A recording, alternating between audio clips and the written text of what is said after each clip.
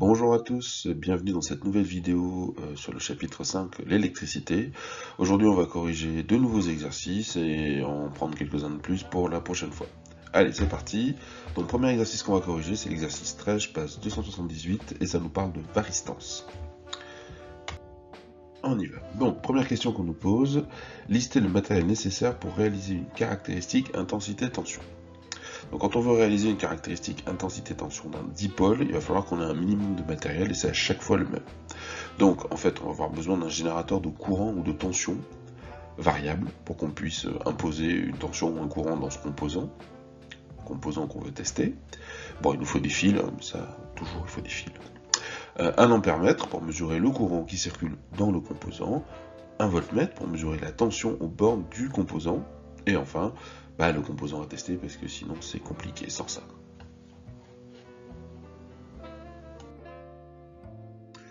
Voilà, maintenant on va faire un petit tour du côté du branchement de tout ça. Donc, premièrement, on va prendre un générateur de tension variable, qu'on va symboliser avec un G ici. Donc lui, il va nous permettre de mettre une tension, d'imposer une tension aux bornes du composant qu'on veut étudier. Ensuite, on va mettre un ampèremètre dans le circuit. Voilà. On va mettre le composant à tester dans le circuit. Et on a donc notre maille qui apparaît directement. Donc on a nos trois composants qui sont là. On va rajouter le voltmètre qu'on va brancher aux bornes du composant à tester, hein, le composant qui est ici. Et enfin, on va mettre des fils. On va mettre des fils rouges du côté positif. Donc on part du plus du générateur, on va d'un côté du dipôle. On va mettre aussi un fil en parallèle là, pour mettre le voltmètre, hein, qui est en parallèle du composant ici. Et enfin, on va mettre des fils noirs pour le moins. Donc on va relier le moins du générateur au moins du composant à tester en passant à travers l'ampèremètre, puisque l'ampèremètre se branche en série. Voilà. Et puis on n'oublie pas de bien fermer le circuit ici, parce que le voltmètre, il faut bien le mettre en parallèle du composant à tester. Bien, alors maintenant on nous présente cette caractéristique, c'est-à-dire la tension aux bornes du composant en fonction du courant. Alors, d'abord sur le graphique, on voit un point particulier, c'est ceci. Donc là, vous avez cette espèce de petit râteau. Vous avez 1, 2, 3, 4, 5 points expérimentaux qui désignent des mesures qui ont été faites. Et la courbe en bleu, ça doit être la courbe théorique. On voit que le composant, d'ailleurs, pour un courant nul, a une tension nulle. Et passer une certaine valeur, ici, on voit qu'il y a un stop. Ça veut dire que c'est une valeur qu'il ne faut pas dépasser. Si vous dépassez 540 mA, vous risquez d'endommager le composant, de le griller, comme on dit vulgairement. Concrètement, le composant grille, effectivement. Concrètement. Alors forcément, associé à ce courant maximal, il y a aussi une tension maximale à ne pas dépasser. En fait, si vous dépassez 9,4 volts, votre composant va brûler. Si vous dépassez 540 mA, votre composant va brûler aussi et vous ne pourrez plus l'utiliser. Alors, maintenant, on nous demande, on nous dit que la tension aux bornes de la résistance vaut 5 volts, et donc quel est le courant qui traverse le dipôle. Alors, comment on va en fait utiliser cette caractéristique de composant? Comment on va la lire? C'est simple. On va commencer par partir de l'information qu'on nous donne, 5 volts. Alors 5 volts, ça se situe là. On va regarder où est-ce que la droite qui passe par 5 volts, où est-ce que cette droite coupe la caractéristique du composant. Ici. Donc on va reporter la valeur et on va chercher sur l'abscisse à quel courant ça correspond. Si notre varistance a 5 volts à ses bornes, alors le courant qui parcourt le circuit dans la varistance vaut 100 mA. Voilà, c'est comme ça qu'on lit le courant. Ça marche aussi dans l'autre sens, hein. Si on vous dit qu'il y a 300 mA qui circulent dans le composant, hop, dans ces cas-là, ça veut dire que la tension est de 8 volts à ses bornes. Ok, exercice suivant maintenant, on va prendre l'exercice 20, page 279. Et donc là, on va travailler sur un capteur de luminosité, qu'on a déjà étudié en TP d'ailleurs. Alors, donc là, on nous dit que ce capteur a une certaine caractéristique qui est représentée à l'écran. Et on nous demande d'expliquer pourquoi une photorésistance peut être utilisée comme capteur d'éclairement. En fait, un capteur d'éclairement, c'est pas n'importe quoi. Un capteur, c'est un truc, un composant, qui transforme une grandeur physique en grandeur électrique. Donc, une grandeur physique, ça peut être tout ce que vous voulez, la température, la masse, la luminosité, etc. Et une grandeur électrique, c'est un courant, une tension ou une résistance. Donc, est-ce que ce composant, vu les informations que l'on a, peut jouer le rôle de capteur? Mais en fait, on va voir que oui. Déjà ici, on identifie que sur l'axe des ordonnées, on a une résistance qui est affichée, donc ça c'est une donnée électrique en fait. Bien, donc cette résistance, elle dépend d'une autre grandeur ici, qui est représentée là, c'est l'énergie lumineuse en lux. Donc ici, on a une quantité physique, ici on a une quantité électrique, et on a une relation exprimée par cette courbe entre la quantité physique et la quantité électrique. On a donc bien un capteur. Alors juste pour rappel, la luminosité, plus elle est importante, plus c'est lumineux. Donc par exemple, si vous êtes en plein soleil, vous allez plutôt être de ce côté-là, et s'il fait nuit, vous allez plutôt être de ce côté-là. Bien. Alors maintenant, concrètement, comment ça va fonctionner? Deuxième question, pour un enclavement de 300 lux, estimez la valeur de la résistance de cette photorésistance. Alors, ben là on va faire une lecture du graphique tout simplement. Donc, 300 lux, c'est ici, ça correspond à cette valeur-là, et on va regarder sur l'axe des ordonnées ce vers quoi ça renvoie. Ça nous renvoie une valeur entre 4 et 8, 6, et attention, c'est 6 fois 10 puissance 6, ici il ne faut pas l'oublier, ohms. 10 puissance 6 ohms, c'est 6 méga ohms. Donc c'est une très grosse résistance, mais ça change effectivement. Donc on a bien lu la valeur, 300 lux correspond à 6 méga ohms. 6 fois 10 puissance 6 ohms. Bien, on continue. Alors,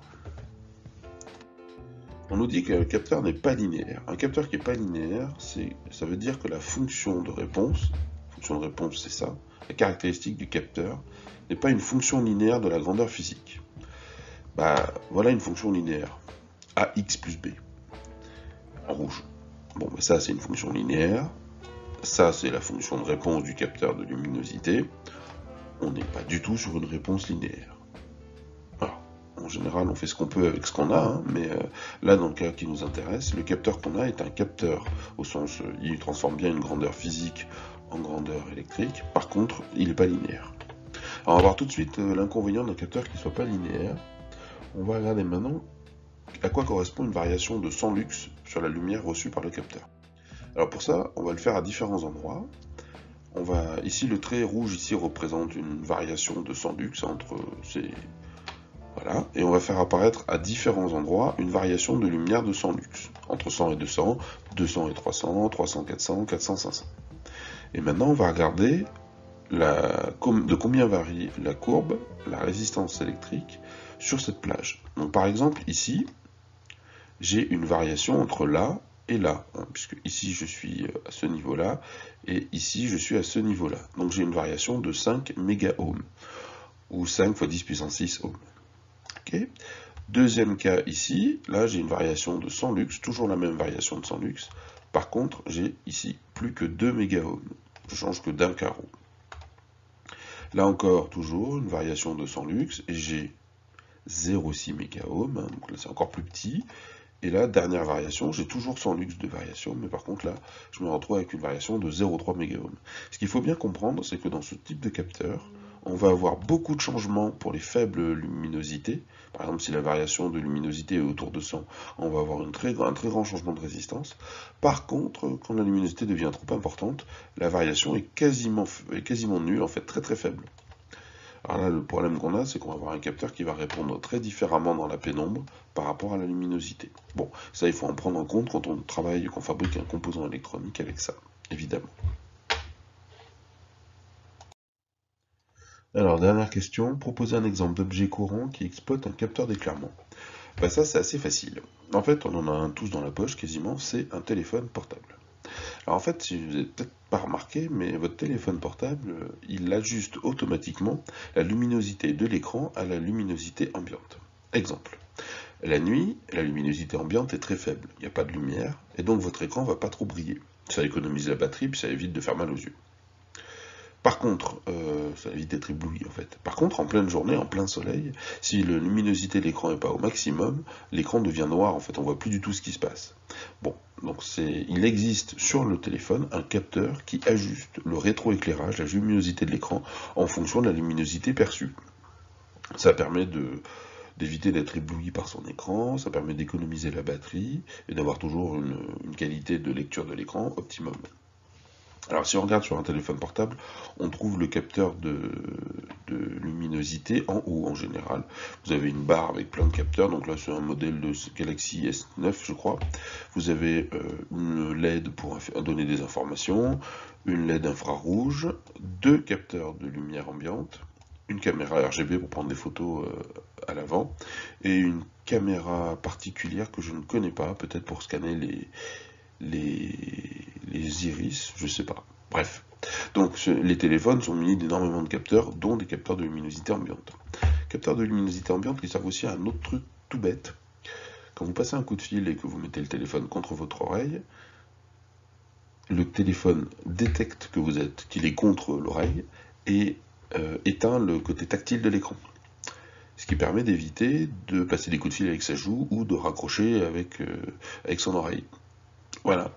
Donc c'est important, ces capteurs d'éclairement, ils sont très utilisés, plein d'autres applications. Voilà. Bien, alors, pour vous continuer à travailler pendant les vacances et vous entraîner, je vous ai sélectionné un petit aéropage d'exercice. Donc le 23, page 280, c'est plutôt spécifiquement sur la loi d'Ohm. Pour appliquer la loi d'Ohm, les lois d'émail et la loi des nœuds, on va plutôt travailler 26 ou 32, page 282-283. Et enfin, deux exercices un peu plus complexes pour vous ambiancer un peu sur l'électricité, le 40 et 41, page 285. Si vous savez faire ces deux exercices-là, après vous êtes à peu près tranquille en électricité. N'hésitez pas à poser des questions dans les commentaires. Je publierai une correction de tous ces exos pendant les vacances. Voilà. À très bientôt, portez-vous bien et à plus. There. I hope you enjoyed our time together today. You know, it seems harder and harder to just sit back and enjoy the finer things in life. Well, till next time. Ta-ta.